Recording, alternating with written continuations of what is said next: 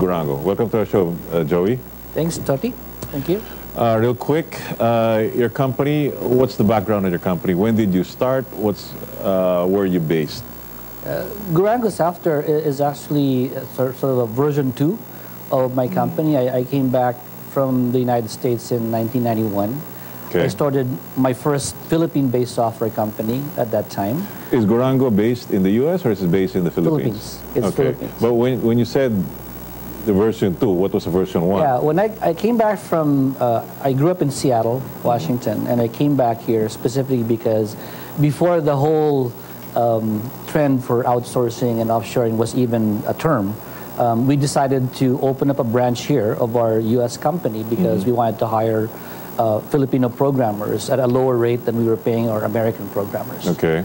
So that turned out to be such a successful venture for us that eventually we shut down our programming facility in Seattle and moved all of our programming work to the Philippines. Okay. Of course, it took like 2 or 3 years before it got to that point. But how would you fare off the Filipino programmers with those in the U.S.?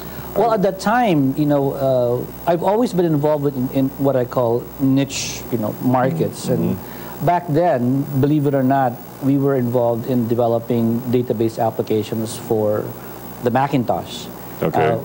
Mind you, the Macintosh was introduced in 1984. Yeah. So by 1991, it was still a fairly new platform, and especially in the Philippines, it was not a very common competing platform. But because we had identified a specific niche, we were able to be pretty good at it. Okay. And then eventually, of course, when Windows became more popular and became the more dominant operating system, we moved our development work to Windows. But the market for your Macintosh programs were not in the Philippines. Totally North America. North America.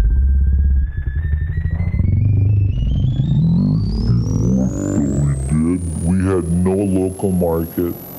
All the work that we did was targeted at North America. So you could consider yourself one of the pioneers in offshore or outsourcing. Yeah, at least for microcomputer type of software, I would think so, because back then the only people doing the kind of thing you're doing were doing it in COBOL and RPG for mainframes, not on microcomputers. No, not on microcomputers. And otherwise, they would do data encoding. Yes, or data encoding, not programming. Yeah. So how lucrative was the Microsoft and Macintosh, rather? Oh, it was quite lucrative. I mean, even back then, I think, I'm trying to remember the rates, a typical COBOL or RPG service rates for those who were doing export work, they were probably charging somewhere in the neighborhood of $20 to 25 US an hour for the work. We were charging $80 to $100 an hour for our work back then on the Macintosh. Why? Just supply and demand. There was not that many people, even in North America, not that many people doing the kind of work we were doing. Okay. So it was a very specialized, very niche market that we were going after. Right. And were we able to get the Filipinos to be adapted to Macintosh? Because at that time, there wasn't really any Macintosh installation, or not that much, nor was there a training program for Macintosh. I think at that time, the distributor for Macintosh in the Philippines was a company called DPSI. And I asked them how many, at that point, 1991, how many Macintosh computers had they sold in the Philippines? And it was something like 2,000.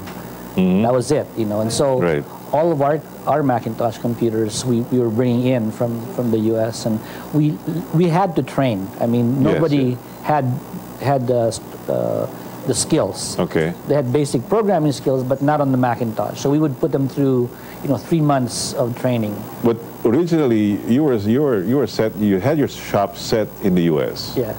Yeah. And the numbers of programmers in Macintosh there was quite a large sum. So what made you decide to move here in the Philippines when there were no existing programmers in Macintosh, or you were not aware of that? Well, there was a pool, but even back then, the pool of programmers was fairly limited. And because the pool was limited, it meant that they were able to command a premium in the marketplace. Unfortunately, our office was located about a mile away from the Microsoft Redmond campus. And they were also looking for Macintosh programmers because they have a Macintosh software division that manufactures software for the Macintosh. And so they kept pirating my people. Microsoft head programmers for Macintosh, Yes. a competitor? Yeah, a lot of people don't realize it, but Yes, yes. back then and even today, Microsoft is probably has always been the top 3 producers of software for the Macintosh. Office, for example, is a good example of that. But even back then, there were the two best-selling software for the Macintosh in the late 80s and early 90s was Aldus PageMaker, the original Adobe, PageMaker, and Excel. As a matter of fact, Excel is an Apple product. Yes, Excel was developed by Microsoft on the Macintosh first. And there was an agreement between Steve Jobs and Bill Gates that they would develop the software for the Macintosh, and Apple would not encourage or promote any other spreadsheet software if Microsoft promised not to bring out Excel for any other platform, including Windows. That arrangement stayed in place for about 4 years. But eventually, Excel for Windows came out, and of course, the rest is history. It totally outsold the Macintosh. Yeah, was this the time that Steve Jobs went back to Apple, or was this the time? This is after his ouster. That happened in the late 80s. Yeah, so it happens just before he was supposed to leave. I had worked for Apple from 1982 to 1984, and that's where I learned about the Excel for Macintosh. And then eventually ended up working for Microsoft on the Excel 1.0 development project for Windows. Okay. So when Excel 1.0 came out in 1987, that was the product that I had worked on. Okay. That's why I became so familiar with it. From 1991 and the next few years thereafter? I built up the software company here. We built some software products. We moved from a software services company doing outsourced work for companies in the U.S., and we decided to develop our own products. And so in Windows, not Macintosh. How do you differentiate doing software services and doing your own product? Oh, there's the skill sets, the technical skill sets involved are fairly similar, but as a business model, developing products is quite different from offering services. Yeah.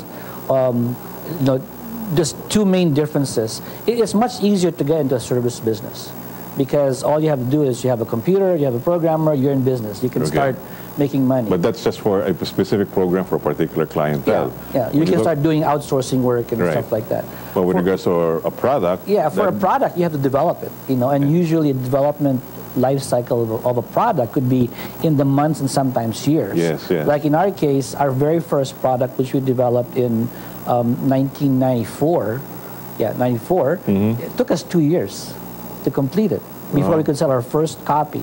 So in terms of the capital requirement to get started in a product business, it has a higher capital requirement because you're going to go through this period of time where you're not making any money. Correct. But the difference now in the long term is that the scalability and the profitability potential of a software product business is much higher.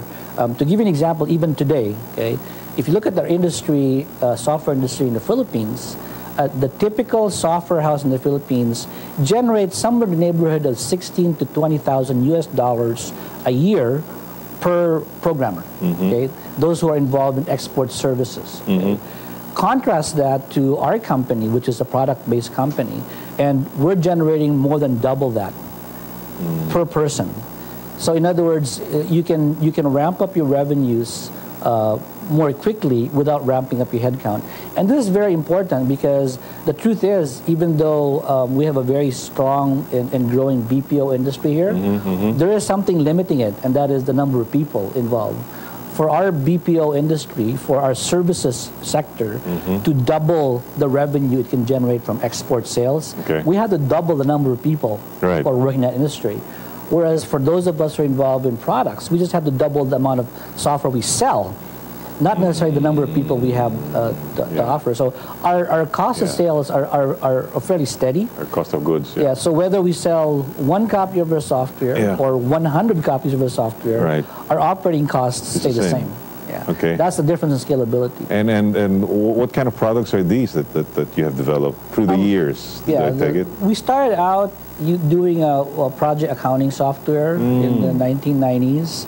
And then we moved more towards financial management software.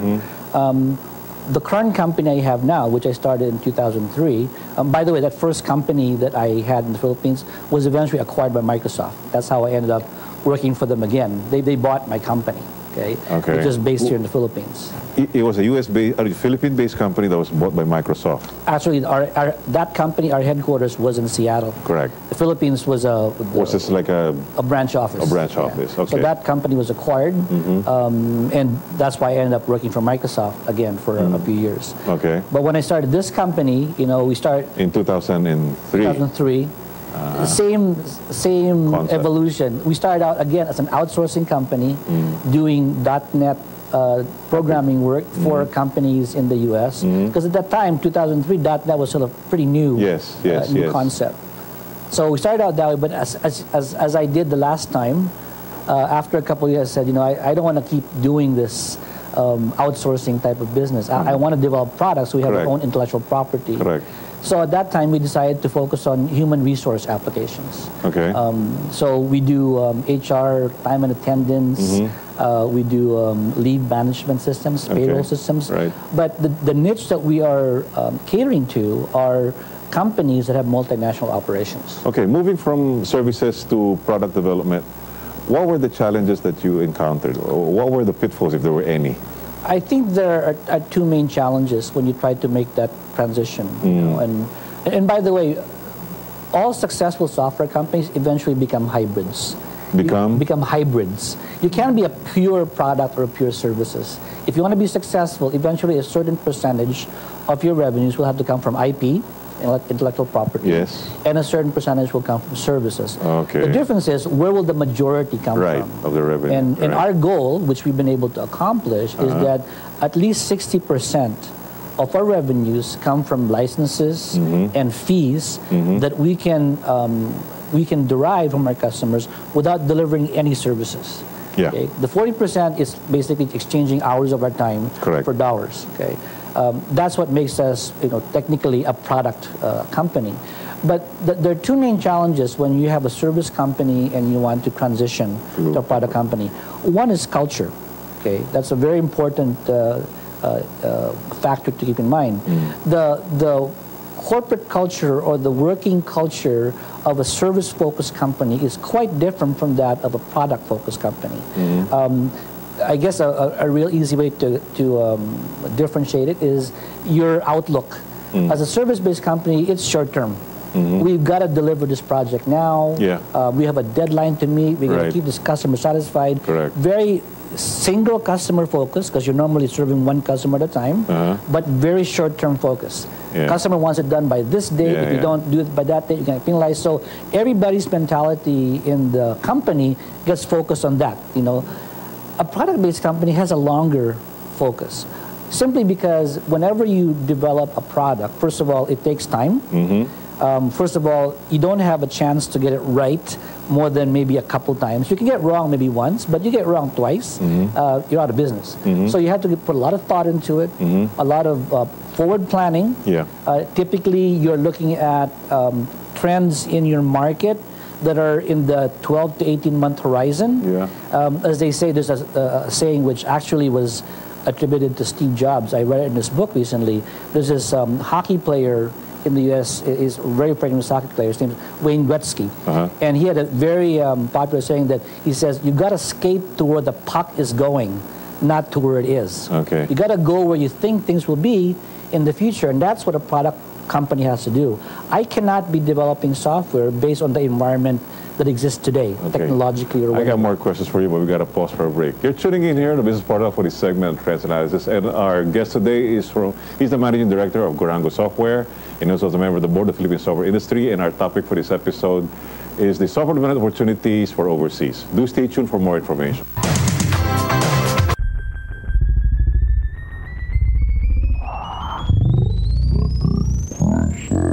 And our topic for this episode is software development opportunities overseas.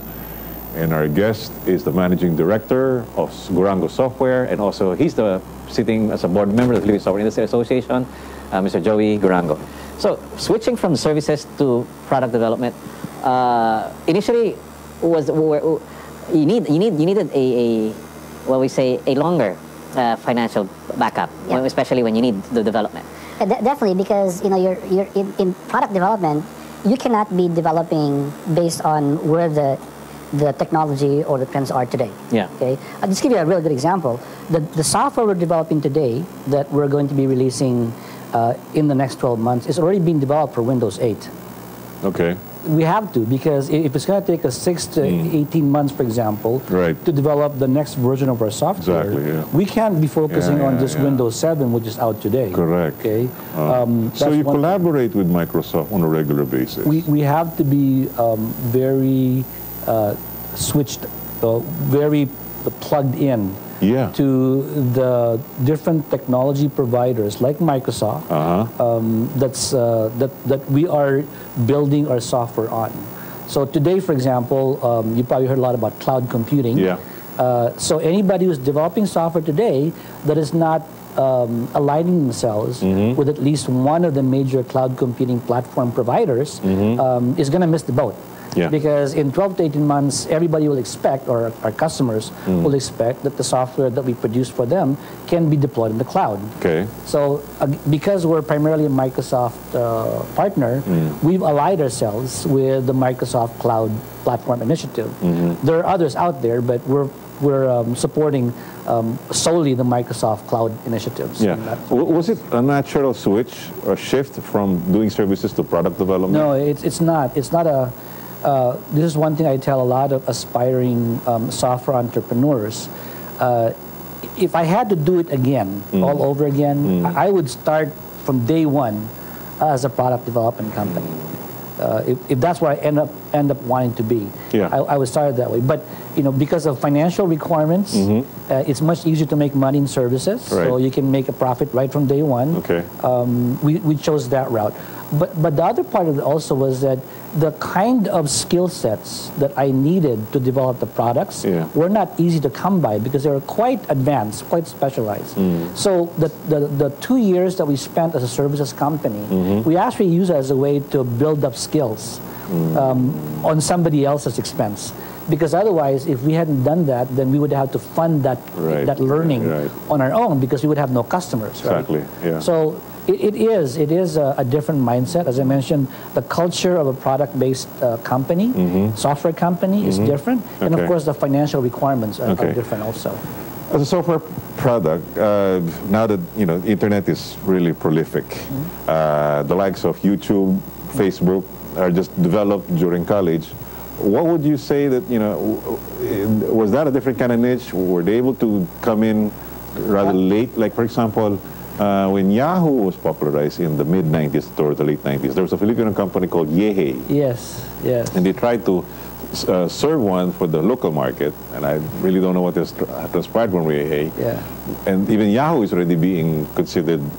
Some people are saying that they're sort of obsolete already. Obsolete, with Google, right? Well, with Google Well, we have to remember that technology, especially software technology, is moving at a very fast pace. I mean, Moore's law says that processing power will double every 18 months. Well, together with the doubling of processing power is a doubling of software capabilities. The things that we're doing right now, which we take for granted, used to take a lot more effort, a lot more work, a lot more investment to do. To give you a real simple example, a talented programmer today, whether they're doing business software or internet software or any kind of software, a talented programmer today can produce in one day what a programmer 20 years ago would have taken 1 to 2 weeks to produce. Just because the tools are so much more sophisticated. So the time from idea to reality is much, much shorter. There's a saying today that if you want to be in the software product business, you have to learn how to fail fast. Because if you take too long to develop your product, by the time you finish developing it, the technology has moved on and something else is happening. So I really think that, especially for Philippine-based software companies, the opportunity to do well, to make a successful business out of software products has never been better. The industry software industry is quite mature in the Philippines. The availability of talent, the availability of the domain experts, and the availability of the global distribution channels. When I started out, what do you mean by global distribution channels? Well, in 1992, 1993, in the early 90s, if I wanted to sell software to a company in North America, I would have to FedEx a bunch of floppy disks to them. If I was more advanced, maybe it'd be a CD, right? Right. I have not touched a floppy disk or a CD in 10 years. Okay. So today, if you want to sell software to a company, any part of the world, we either send them a registration key over the email, or they download our software from the website. So that's what I mean by distribution. You can now develop your software in the Philippines, market globally using the web, never have anybody leave the country, and have customers all over the world. That is now possible. Okay. Our own example is, testament to that. We have 65 employees. All right. We have less than 10 employees based in Singapore. All the rest are over here. We have no employees in the U.S. And yet, of our 400 or so customers, only less than 100 are in the Philippines. Oh. So all the other customers we have are in Singapore, in Malaysia, in Australia, the U.S., in Europe, in many, I'd say, except for the companies in the Philippines, of those who are outside the Philippines, I'd say no more than 10% any of our employees, even myself, has ever met that customer face-to-face. How's competition and market saturation? Is that a threat? Well, no matter what you get into, there's going to be competition. And of course, you always have to worry about saturation. The trick is, you've got to come up with a unique value proposition. There are other companies that offer the software that we offer. Local companies that speak their local language, that probably have personal relationships with the local potential customers, but we have some uniqueness in what we offer. So for example, today, although we offer what I would call generic business software, HR and payroll, what makes our software different? Our software was developed specifically for companies that have a multinational workforce, that need to comply with the HR and payroll rules of more than one country. If you talk to the local competitors, they only cater to the rules of that country. So if, for example, if a company, let's just say, for example, a company like Boeing, which has customer or employees in many different countries, they want to buy HR software. If their headquarters in Chicago buys HR software from a local provider, chances are it only caters to U.S. rules. But the global head of their HR department says, look, I've got employees in China. I need a software that will allow us to be configured for Chinese rules. Our software does that.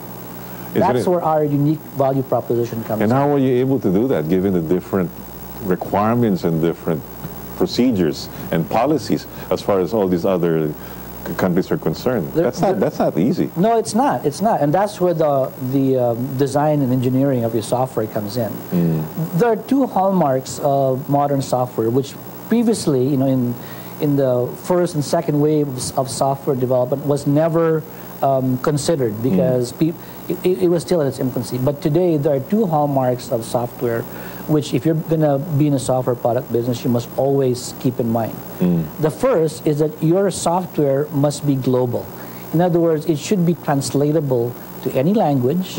It should be adaptable to any culture or any country without having to recode the software. So if you notice, Windows is a good example. Windows, when you install it, asks you what language do you want to install? What time zone? What currency format? But underneath that, it's still Windows. Same with Office. You can install Office today, for example, in Tagalog if you want to. Our software is built that way. So when you install it, it asks you what language you want to use and so forth. Now, obviously, we don't have all the languages all over the world. But if somebody, for example, in Estonia would like to use a software, they have what we call a translation table. They can type in translations to the English terms. So number one, it has to be global. That's the first thing. The second thing is it has to be customizable. In other words, nobody wants to buy software anymore today that once you get it what you get is all this you're going to get. You can't modify it, you can't customize it, you can't configure it to work the way that you want to. So as long as something is global, your software is global, and it's also customizable, then you can adapt it. Okay. If you don't design and engineer your software from the ground up to have that particular functionality in it, then you're right, it would be very difficult. Yeah. The reason I'm asking about market saturation, you mentioned that you have about 65 employees in your company, and you got about 10 in Singapore. And how would you encourage the entrepreneurs who would like to enter into this market, in the industry, build their own product, and then compete when you're talking about small size companies and what you're going to be creating so many small outfits out there, and then you might be crowding the market with so many of these outfits. You have to learn how to partner up with the superpowers. Okay. Our partner is Microsoft. All right. We use the Microsoft global ecosystem to bring our products to market.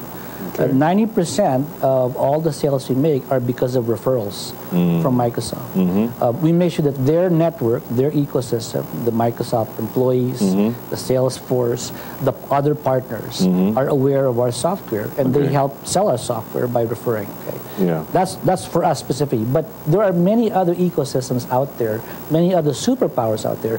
Apple's a good one. Yeah. Okay. If you want to plug into a superpower, plug into the App Store of Apple. Okay. You're using their reach, their global reach, their distribution channels, their brand as a way to sell your software. Okay. I mean, nobody knew anything about Angry Birds until it appeared on the iPhone, right? Yeah. So if they tried to sell Angry Birds or distribute that on mobile phones, all over the world, I don't think it would have worked. But because it was offered as a free app on the iPhone, they were able to leverage that same way. Now, I can take that example to other ecosystems, other superpowers. What do you mean by ecosystems? An ecosystem is a technology platform that is supported not only by the vendor who produced it, but also by a whole group of programmers, companies, businesses, customers that contribute to the growth of that platform. We contribute to the growth of the Microsoft software platform. Right. We add to it, okay? And by adding to it, we increase not only the usability and the value of the Microsoft platform, but also our own. YouTube is a good example of that. Okay. YouTube is just a platform, but what makes it such an important and thriving ecosystem is all these people that are uploading videos to it. Yeah. By itself, it doesn't mean anything. Not only videos, but even some snippets that even... There are channels. Right. Even like when there's a close market, like CNN would pick up video flicks from YouTube. Another good one, which I'm sure a lot of Filipinos are aware of, is Facebook. Yeah. Okay? One of the most successful examples of using that superpower, using that ecosystem, is Farmville. Okay? I'm sure most people use Facebook know about Farmville. Of course. Farmville would never have existed as a product if it wasn't for Facebook. And Facebook became a more popular platform or ecosystem because of Farmville. All right. It's an ecosystem that you got to have a win-win. Okay? Farmville attracted more users of Facebook. And as more users of Facebook came onto Facebook, more users of Facebook became Farmville customers. Okay. So that's what I mean by using a superpower and then using that ecosystem to leverage your product. Now, with the introduction of the iPad and the Android, what's the next level? Before you answer that, we'll pause for a break. You're tuning in here on the Business Portal for this segment on Trends Analysis. Your host, Tito Senior. Our topic for this episode is software development opportunities overseas. And with us is the Managing Director and also sitting as a board member of the Philippine Software Industry, Managing Director of Gurango Software, none other than Joey Gurango. Stay tuned for the concluding portion.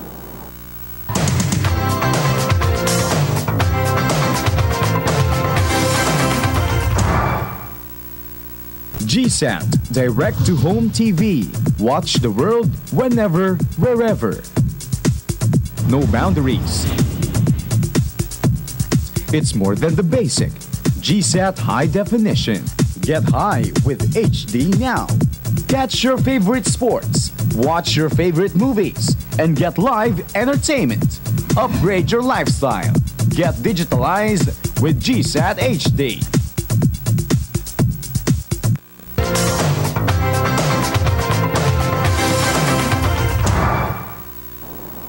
We're back here again on the Business Portal for this segment on Trends Analysis. Your host, Tito Sr., and our episode for this day is the software development opportunities overseas. And with us is the Managing Director of GurangoSoftware.com, as well as sitting as a board member of the Philippine Software Industry Association, none other than Joey Gurango.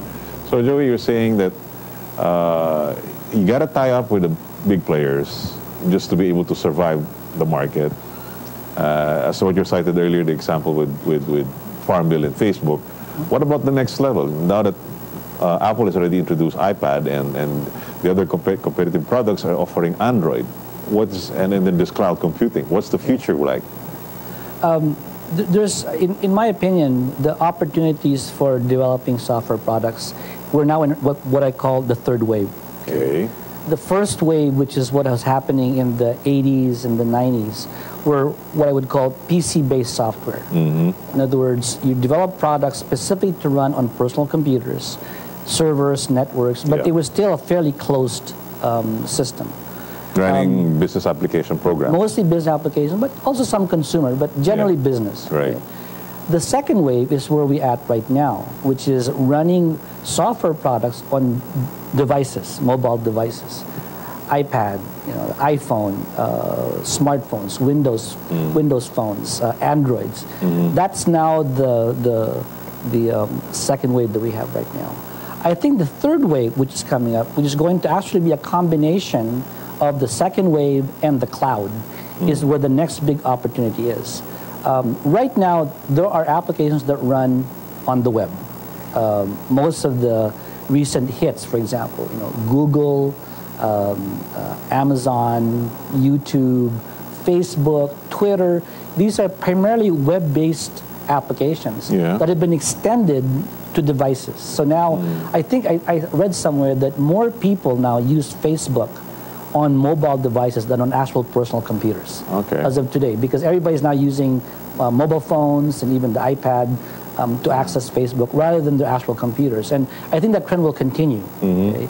So now, the third wave of software product development will be applications that are able to completely integrate both the web space and mobile devices. Give you an example. Okay, right now I'm sure a lot of people use the web for email, right? Yeah. They use the web for email. That's where the server is. That's where the data is. But occasionally, or maybe more than occasionally, I also want to check my email on my phone. Wherever you are. Wherever you are. Okay, that is probably the most basic and most simple way of explaining what I'm trying to say. Okay. Eventually, all applications that will be developed will need to be usable both in the web and on devices. And when I say devices, I'm not just talking about phones or iPads or tablets. Right. Okay, right now you got phones, you got tablets, but there will, as the cost of computing goes down, you will find devices everywhere. Devices in your car, devices at home. Right. Today we have these digital mapping, navigation. No, the digital photo frames. That you can put your photos in there, and they do a slideshow. Okay, right. But it's static, right? The only reason why it's not smarter than that is because it costs too much today. In 5 years, they can put a whole computer in that chip, and so not only will that frame be for displaying pictures, it'll be a complete iPad, okay, and you can do stuff with it. And when you can do stuff with it, I can have maybe 5, 6, 7 of these frames all over the house. I'm watching TV in one. When I go to another one, it can sense me, and then I can continue watching the show in another room. It'll follow me wherever I go. That's just a simple example of a consumer device. But what makes that magic happen is not hardware. That's software making that happen. But you need the infrastructure for that. Well, you need Wi-Fi and routers and switches to be able to move that around the place. And in a country like the Philippines, being a third world country, or a developing country for that matter, how can we catch up in a society, just what you just said? It's not, Toti, it's not just a question of how. It's really a question of when. It's going to happen. I still remember 1995, 1996 when we got our first internet connection in the Philippines. A real internet connection. And I remember talking to some people and telling them, eventually you're going to have internet connections in your house. Is it in the Philippines? No, we'll have it in the office. That's for business, no? But I can't imagine ever having an internet connection in my house. Well, what has it been? It's been about 20 years, right? Yeah. And today, how common is having Right. an internet connection in the house? And not only in the house, everywhere you go. Everywhere you're it's carrying in the with you. broadband, right? Okay, so I don't really think it's a question of Whether we're lacking. how. It's just a question of when. Okay. Today, for example, The acceptance of the user, the acceptability. Is it widely accepted? Easily? Can they adapt to it? I think that's one area where the Philippine society can be an even more lucrative market for Filipino companies wanting to develop software products. As the experience with SMS messaging and mobile computing, Facebook, remember MySpace. And the Philippines is one of the top 10? We are always, no, not top 10, top 3. Top 3? The Philippines is always at the top 3 market in adopting mobile, the latest consumer technologies. Okay. And top 3 in the world? Always top 3. Ever since SMS came out, every single major development in consumer computing, we've always been top 3. Okay. I really don't think that, for example, Friendster would ever have been a successful company if not for the Philippines. If it wasn't for the Philippines. All right. Same thing with Facebook. Same thing with Facebook. We're definitely one of the top 3 Facebook using companies. And we're not even as big as China or India. We're not. We're not. Filipinos have a inborn need to communicate, to socialize. Okay. And these technologies allow us to do so. Right. Will it be able to bring down poverty? Well, I would think so. I mean, I've always believed that one of the main causes of poverty is lack of access to information. Okay. Once information becomes really accessible, people will be able to start moving out of poverty. Are there enough applications such as traffic advisory, weather, harvest of agricultural products? Are they already available? Of course, in most industrialized or advanced economies, they're there. They cost, but they may not be available here, or if they are, they cost more. The one thing about technology, though, is that you can bet on is it's not going to get more expensive. It's going to go down. Both software and hardware, the trends are, it just keeps coming down. So what used to cost $500 today costs $5. Okay, the Filipino engineers, how are they? Are they competitive compared to the other nationals, Indians, Chinese? Absolutely. The only thing that I think is working against us is the number of companies that are going to challenge those skill sets. As I said, in the Philippines today, the Philippine software industry is about 90% service and 10% products. Most of the innovation, most of the, shall we say, cutting edge technology work is being done by the product companies. That's true in any economy, right? The service sector are usually doing things at the behest of the other economies. And what the most common thing for them to do is to maintain existing software. Okay. If it's existing software, that means it was developed years ago. Right. By nature, it's old. By nature, it's no longer cutting edge. So, to tell you the truth, it doesn't challenge the abilities of the software engineers. We're down to our last minutes, and I guess I'm going to give you the floor to give to our viewers whatever your last name will be. Okay. Well, our Software Industry Association, the PSIA, has encouraged the development of companies that are engaged in product development.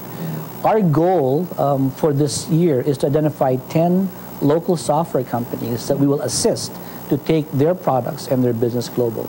So if there's anybody out there who is looking to bring their product global and need assistance, get in touch with the Philippine Software Industry Association. How do they get to the website? psia.org.ph. Okay. The group that's specifically looking for those companies is called the Product Development Special Interest Group, or PDSIG in short. Okay. All right, there you have it from the Philippine Software Industry Association, and as well as the Managing Director of Gurango Software, Joy Gurango. I hope you had some new information today, and do stay tuned for the next program. This has been your host, Toti Casino, and I would like to greet happy birthday to Karen Raqueno, my producer. Have a wonderful day. Thank you.